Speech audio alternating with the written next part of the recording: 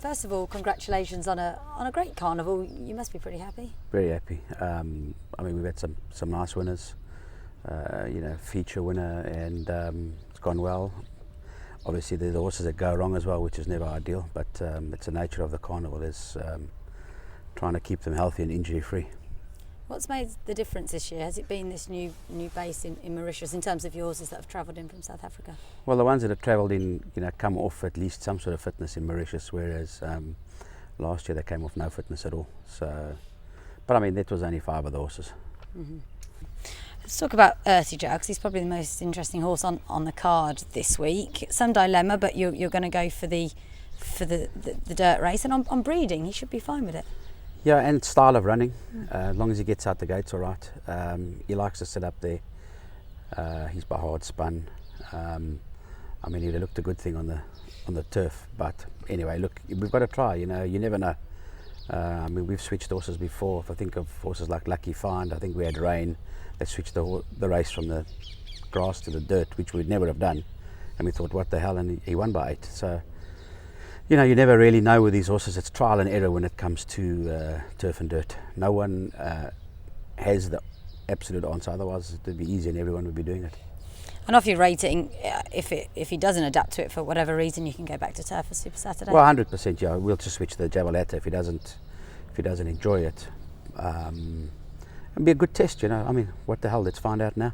You must have been delighted with that run in the Al Rashidare. I thought it was a cracking Yes, I effort. thought it was a very good run. At the end of the day, he was all over the show on the wrong leg, running out. So he's just that type of horse actually. He'd take a run or two to sort of get his mind to it more than anything else. He's improved since then? Yeah, he's done very well. Okay. And talk about a couple of your others that are running in the mile race, Prayer for Relief and Pylon. Prayer for Relief ran a great race first up, and then was there a reason last time was a bit disappointing maybe? I don't know if he was disappointing at all. I think he ran exactly to form. It's a better race. It was Frosted versus the rest, and Frosted is lengths clear of carnival form, put it. But he ran within short heads of how he was rated, and with the horses he ran within the Maximum Challenge. He didn't have a perfect trip in that he was always outside of Frosted. I'm not convinced after 1800 metres how effective Prayer for Relief is. If one looks at his form, he's very effective around 17 and 18.